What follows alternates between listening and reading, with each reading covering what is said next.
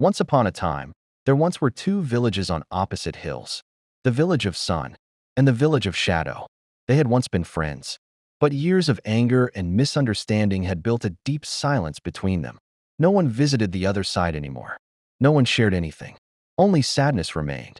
One day, a small blue bird named Lumi landed on a tree in the middle of the valley. From there, he could see everything.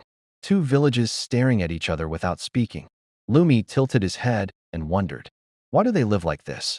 They need each other, but they've forgotten it. Lumi flew first to the village of Sun. There he found an old woman who guarded a sacred flame, a warm fire that symbolized joy and life.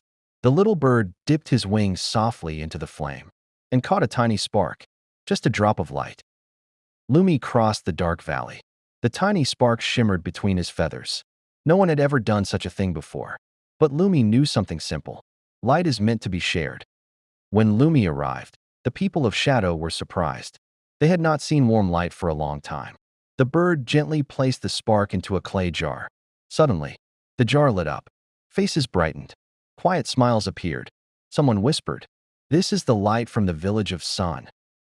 To thank the little bird, the villagers offered him a glowing seed, a seed from the tree of peace that once grew between the two villages. Lumi took the seed carefully in his beak and flew back toward the village of Sunday. When the people of the Sun saw the seed, they understood.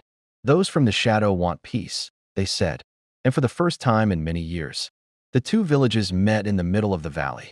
They spoke, apologized, remembered old friendships, and together decided to plant the tree of peace once more.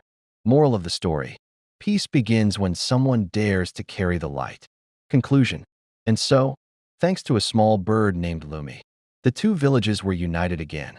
For sometimes, it takes only one messenger to bring light back into forgotten hearts.